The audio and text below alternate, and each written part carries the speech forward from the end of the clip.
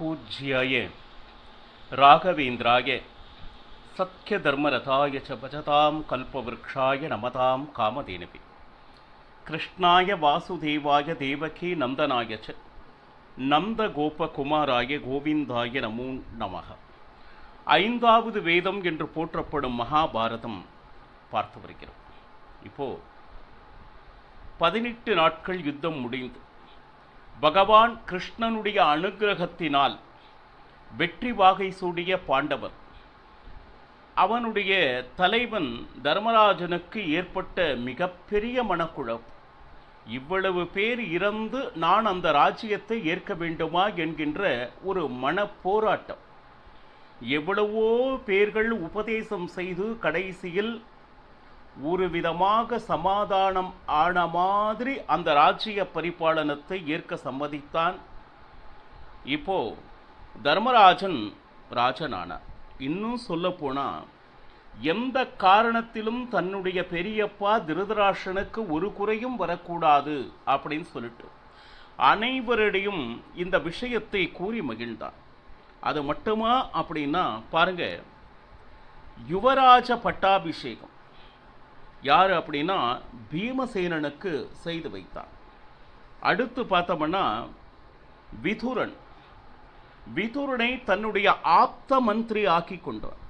ஏன்னா இந்த ராஜ்யத்தை ஆளும் பொழுது நீதி சாஸ்திரம் என்ன என்ன என்பதனை அவ்வப்பொழுது ராஜனுக்கு தெரிவிக்க வேண்டிய மிகப்பெரிய பொறுப்பு விதுரனுக்கு வழங்கப்பட்டது.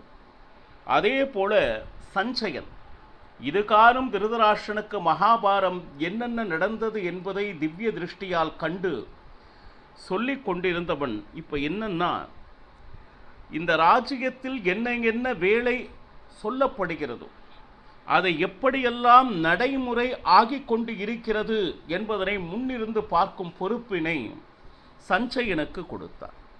இன்னும் சொல்ல போனா எத்தனை பேர் வேலை செய்கிறார்கள், அவர்களுக்கு உரிய அந்த சம்பளங்கள் இதையெல்லாம் பார்க்க வேண்டும். அது மட்டுமா அப்படின்னு பார்த்தா அடுத்து எதிரி ராஜ்யம் என்னென்ன விதமாக இருக்கிறது, அவர்கள் ஒருவேளை நம் மீர் பாசம் கொண்டிருக்கிறார்களா துவேஷம் கொண்டிருக்கிறார்களா, இதையெல்லாம் அறியும் பொறுப்பினை அர்ஜுனன் வசம் ஒப்படைத்தார். அடுத்து தௌமியாச்சர் அவரை அழைத்து நம்ம ராஜ்யத்தில் எவ்வளவு பிராமணர்கள் இருக்கிறார்களோ அவர்களுக்கு அந்த யோகக்ஷேமம் சுக துக்கம் அவங்களுக்கு என்ன குறை இதையெல்லாம் கண்டு வந்து அதை நிவர்த்தி செய்வதற்கு உண்டான பொறுப்பினை தௌமியாச்சாருக்கு கொடுத்தான் தர்மராஜன். சகதேவனை வேறு எங்கும் நியமிக்காது தன் அருகே வைத்து கொண்டான் தர்மராஜன். இந்த செக்ரட்டரி அப்படிம்பாங்கல்ல, தான் என்ன நினைக்கிறானோ உடனடியாக இது சரியா இது தவறா என்று சொல்லிக் கொள்வதற்கு அருகிலே இருக்க வேண்டும் சகாதேவன் ஒரு ஞானி, கிருபாச்சாரியர்.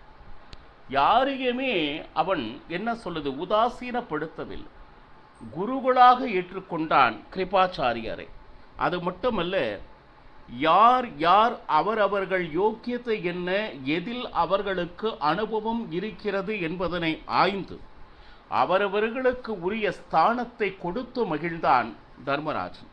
அது மட்டுமல்ல பாருங்க, சஞ்சயன் விதுரன் யுயுட்சு இவங்க 3 பேரையும் அழைத்து திருதராஷ்டிரனை சரியாக பார்த்து கொள்ள வேண்டும். நீங்க 3 பேரும் அந்த பொறுப்பு உங்களுடையது. ஏன்னா வயதானபடியால் அவருக்கு எவ்வளவோ சிரமங்கள் இருக்கக்கூடும். அவர்களுக்கு இம்மையும் துக்கம் ஏற்படாதபடி நீங்கள் பார்த்து கொள்வது உங்களுடைய பொறுப்பு அப்படின்னு சொல்லிட்டு, இன்னும் சொல்ல போனா ராஜ்ய பிரஜைகளுக்கு என்ன என்ன தேவை இருக்கோ அதை என்னிடம் சொல்லுங்கள், உடனடியாக அதை நிறைவேற்றலாம் அப்படின்னு சொல்லிட்டு அடுத்து இவனுடைய எண்ணம் என்னன்னா, எத்தனை பேர் எத்தனை குடும்பங்களில் இறந்து இருக்கிறார்களோ அத்தனை பேரும் சத்கதி ஆவதற்கு அதற்கு உண்டான சிரார்த்தங்களை செய்ய முடிவு செய்தான் தர்மராஜன். பாருங்க, பகவான் கிருஷ்ணனை பார்த்து தர்மராஜன், கிருஷ்ணா இன்று நான் இந்த காரியமெல்லாம் செய்து கொண்டிருக்கிறேன் என்றால் அதற்கு அனைத்திற்கும் மூல காரணம் நீயே.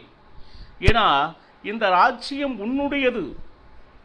நீதி, உன்னுடைய பலம், பராக்கிரமம், இது எல்லாமே உன்னால் வந்தது. நீ இன்றி நாங்கள் இல்லை. எந்த ஒரு நிலை வந்த போதும் பகவான் கிருஷ்ணனை மறவாதவர் பாண்டவர் என்பதை அவ்வப்பொழுது நிரூபித்தான் தர்மராஜன். பந்து பாந்தவர்கள் என்று சொல்வார்கள், சொந்த பந்தங்கள். எத்தனை பேர் இறந்திருந்தாலும் அத்தனை பேருக்கும் உண்டான அந்த பித்ரு கடன் என்று சொல்வார்களே, அந்த சிரார்த்தங்களை செய்து வைத்தார். திருதராஷ்டிரன் தன்னுடைய 100 குழந்தைகள் இறந்திருக்காங்க இல்லையா, அவனுக்கு என்ன தன்னுடைய குழந்தைகளுக்கு சிரார்த்தங்கள் செய்ய வேண்டுமோ அதற்கு உண்டான தான தர்மங்களை கொடுத்து மகிழ்ந்தான்.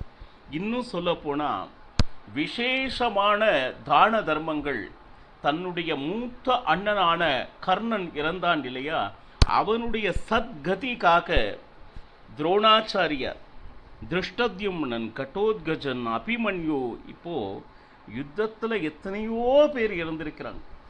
அத்தனை பேரும் நம் மதிப்புக்கும் மரியாதைக்கும் மிக உயர்ந்தவர்களாக இருக்கிறார்கள். அப்போ அத்தனை பேருக்கும் ஒவ்வொருவர் பெயர் சொல்லி 1000 பிராமணர்களை வரவழைத்து அவர்களுக்கு கோ, அதாவது பசு, வஸ்திரம், ரத்னங்கள், ஒவ்வொருத்தருக்கும் 1000 பேருக்கு உண்டான தானத்தை வழங்கினான். இப்போ அபிமன்யு இறந்தான், நான் அபிமன்யு சத்கதி ஆக வேண்டும் என்று 1000 பேரை வரவழைத்து ஒவ்வொருவருக்கும் பசு மற்றும் ரத்னங்கள், வஸ்திரங்கள் கொடுத்து மகிழ்ந்தான். இந்த மாதிரி அபிமன்யு, கடோத்கஜன், துரோணாச்சாரியார், இப்படி ஒவ்வொருவருக்கும் அந்த தான தர்மங்களை கொடுத்து மகிழ்ந்தான் தர்மராஜன். பாருங்க, அது மட்டுமல்ல, பாருங்க, அநாதர் என்று சொல்வார்கள். எத்தனையோ வீடுகளில் கணவனை இழந்தவர்கள் அப்படின்னு இருப்பாங்க. அப்போ அவர்களெல்லாம் சத்கதி சாஸ்திர ரீதியில் ஆக வேண்டும் என்றால் என்னென்ன செய்ய வேண்டும் இதனை அறிந்து அதற்கு உண்டான படி செய்தார். அது மட்டுமா அப்படின்னா, அங்கங்கு அவர்கள் பெயரில் தர்மச்சத்திரம், சரோவரங்கள், ஞானச்சத்திரம் இதையெல்லாம் ஏற்படுத்தி யாரெல்லாம் இறந்தார்களோ அவர்கள் பெயரை வைத்து மகிழ்ந்தார். அப்போ என்னாச்சு, அந்த குடும்பமே மகிழ்ந்தது. என்னுடைய வீட்டுக்காரர் இருந்தால் கூட இவ்வளவு பெரிய சேவை நடந்திருக்க முடியாது என்பது போல தர்மராஜன் அவர்கள் கணவன் இறந்தார்கள் என்கின்ற அந்த கவலையே மறந்து மகிழ்ந்தனர். இவ்வளவு யார் செய்கிறார்கள் என்று தர்மராஜனுடைய இந்த தான தர்மங்களை பார்த்து எல்லாரும் புகழ்ந்தபடி இருந்தனர். அது மட்டுமா அப்படின்னா, அங்கங்கு சில பேருக்கு கைகள் இல்லை, சில பேருக்கு கால்கள் இல்லை, அங்கஹீனம் ஆன எத்தனையோ பேர்கள் போரில் இருந்தனர். அப்போ அவர்களுக்கு எல்லாம் வாழ்வாதாரம் எப்படி அடுத்த அவங்க வாழ்க்கையை ஆரம்பிப்பது என்பதற்கு உண்டான தேவை அறிந்து அந்த குடும்பத்திற்கு உண்டானதை செய்து மகிழ்ந்தான். இன்னும் சொல்ல போனால், அவர்களுக்கு ஆண் பிள்ளைகள் இல்லாத எத்தனையோ குடும்பங்களில் பெண் குழந்தைகள் இருந்தால் அத்தனை பெண் குழந்தைகளுக்கு உண்டான கௌரவத்தையும் கொடுத்து மகிழ்ந்தான். இன்னும் சொல்ல போனா பாருங்க, ஒரு ராஜனுக்கு என்னென்ன கடமை இருக்கின்றதோ அதையெல்லாம் அறிஞர்கள் மூலம் அறிந்து கொண்டு தானும் அறிவான். இருந்தால் விதுரன் போல மந்திரி இருக்கும் பொழுது எந்தெந்த நேரத்தில் யார் யாருக்கு தர்மத்தின்படி எதை செய்ய வேண்டும் என்பதை அறிவுறுத்த அப்பேற்பட்ட ஞானி அருகில் இருந்து கொண்டு சொல்லிக் கொடுத்திருந்தார். இப்போ இந்த இடத்துல ஒரு ஆச்சரியமான ஒரு விஷயத்தை தர்மராஜன் கண்டான் அப்படின்னு மகாபாரதம் வர்ணிக்கிறது. தூரத்தில் பார்த்தான். சரி, கிருஷ்ணன் அமர்ந்து கொண்டிருக்கிறான். அப்போ பாருங்க, இதுல என்னன்னா, அவன் தியானம் செய்து கொண்டிருக்கிறான். அகில உலகமே பகவான் கிருஷ்ணனை தியானம் செய்து கொண்டிருக்கும் பொழுது பகவான் கிருஷ்ணன் யாரை தியானம் செய்ய வேண்டும் என்கின்ற மிகப்பெரிய கேள்வி தர்மராஜனிடம் இருந்தது. அந்த கிருஷ்ணனை பார்ப்பதற்கு முன் அவன் செய்த சில செயல்கள் என்ன அப்படின்னா, தனக்காக 12 மற்றும் 1 13 வருடங்கள் தன்னுடைய தம்பிகள் ரொம்ப கஷ்டப்பட்டுட்டாங்க. அப்போ துரியோதனன் வசித்து வந்த அந்த அரண்மனை பீமசேனனுக்கு கொடுத்து மகிழ்ந்தான். அடுத்து அந்த துரியோதனுடைய அரண்மனை விட இன்னும் வசதிகள் அதிகமாக இருக்கக்கூடிய துச்சாசனுடைய அரண்மனையை அர்ஜுனா நீ இதை வைத்துக்கொள். அடுத்து பார்த்தோம்னா பாருங்க, துர்வர்ஷனன் துச்சாசனன் அரண்மனை விட சிறந்தது, ஒன்றை விட ஒன்று சிறந்த அரண்மனை, அதை நகுலனுக்கு கொடுத்து மகிழ்ந்தான். அதே போல துர்முகன் அவனுடைய அரண்மனையை சகதேவனுக்கு கொடுத்து மகிழ்ந்தான். இப்பொழுது தியானித்து கொண்டிருக்கக்கூடிய பகவான் கிருஷ்ணன் அருகில் வந்தான். பாருங்க, அப்போ கிருஷ்ணா, நீ ஒருவரை தியானம் செய்ய வேண்டும் என்றால் அவர் எவ்வளவு பெரிய ஞானியாக இருக்க வேண்டும், எவ்வளவு பெரிய பக்தராக இருக்க வேண்டும், யார் என்று விளங்கவில்லையே அப்படின்னு சொல்லிட்டு மிகுந்த ஆச்சரியத்தில் தர்மராஜன் கேட்டான். அப்போ அவன் சொன்னான், சதா சர்வ காலமும் என்னையே ஒரு பக்தன் நினைத்து கொண்டிருக்கிறான், நான் அவனை நினைத்து கொண்டிருக்கிறேன் அப்படின்னா. பாருங்க, பகவானுடைய கிருஷ்ணனுடைய மனதிலே இவ்வளவு உயர்ந்த இடத்தை பெற்றவர் யாராக இருக்க முடியும்? கேட்டான். யாரென்று சொல்லிவிடு கிருஷ்ணா. பீஷ்மாச்சாரியார். பாருங்க, உடம்பு முழுக்க அம்புகள் தைத்த நிலையிலும் தன்னுடைய மனம், அதாவது மனோ வாக்கு காயம் என்று சொல்வார், அத்தனையும் பகவானை நிறுத்தி கொண்டு சதா சர்வ காலமும் ஒரு நிமிடம் தவறாது முழுக்க முழுக்க பகவான் கிருஷ்ணனுடைய சிந்தனையிலேயே இருந்து கொண்டிருக்கிறார் பீஷ்மாச்சாரி. அவர் இருப்பது இன்னும் சில நாட்கள் மட்டுமே தர்மராஜா. இன்னும் சொல்ல போனா, இந்த பூமி, அந்த பூமியில் சூரியன் வெளிச்சம் இருக்கும் வரையிலும் தான், இல்லையெனில் கண்டிப்பாக இந்த பூமியானது இருட்டாகிவிடும். அப்போ அந்த சூரியன் முழுகுவதற்குள் அந்த வெளிச்சம் என்கின்ற ஞானம், பீஷ்மரிடம் நிறைந்து இருக்கின்ற அந்த ஞானம், தயவு செய்து பீஷ்மாச்சாரியரிடம் போய் நீ சம்பாதித்துக்கொள். எப்போவுமே இருக்கும் நாளிலேயே யார் மூலமாக எதை கற்க வேண்டும் என்கின்ற அந்த ஆதங்கம், அந்த தவக்கம் ஒவ்வொருவருக்கும் இருக்க வேண்டும். இன்னும் சொல்ல போனா, ஒரு ராஜ்யம் நடத்தும் போது உனக்கு என்னென்ன விதமான சந்தேகங்கள் இருக்கிறதோ அது அத்தனையும் நீ கேட்டு தெளிந்து கொள் அப்படின்னு ஒன்று. பாருங்க, தர்மராஜன் மனதில் இப்போ அற்புதமான ஒரு வெளிச்சம் தெரிந்தது.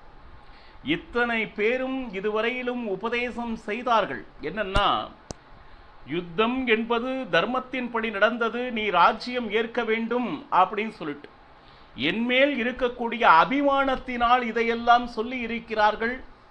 அவர்கள் வார்த்தையை தட்டக்கூடாது என்பதற்காக அந்த ராஜ்யத்தை ஏற்றிருக்கிறான் தர்மராஜன். ஆனால் நிஜமான தர்மம் எது என்பதை நான் அறிய வேண்டும். பீஷ்மாச்சாரியார் கௌரவர் பக்கம் போராடியவர். தர்மத்தின்படி எது தர்மம் என்பதை அறிய வேண்டுமானால் இதற்கு பீஷ்மாச்சாரியாரை சிறந்தவர் என்று தர்மராஜனுடைய மனதில் ஆணித்தரமாக எழுந்தது. உடனே அவரிடம் ஞானம் பெற வேண்டும் அப்படின்னு சொல்லிட்டு பீஷ்மரை பார்க்க கிளம்பினார். இப்போ பீஷ்மர் எப்படி அப்படின்னா பாருங்க, இதுவரையிலும் ஜனமேஜயன் வைஷம்பாயனரிடம் மகாபாரத கதைகளை கேட்டுக்கொண்டிருந்தார். அப்போ அவருக்கு ஒரு அற்புதமான ஒரு கேள்வி ஞாபகம் வந்து, பகவானுடைய கிருஷ்ணனுடைய மனதிலே இவ்வளவு உயர்ந்த இடத்தை பிடித்த பீஷ்மாச்சாரியார், உடம்பு முழுக்க அம்பு படுக்கையில் வீற்றிருக்கக்கூடிய அவர் எப்படி உயிர் தியாகம் செய்தார் வைஷம்பாயனரே என்று ஜனமேஜயன் கேட்டார். அப்ப அந்த இடத்துல பாருங்க, பீஷ்மாச்சாரியார் உத்தராயணம் வரும் வரை காத்திருந்தார்ப்பா.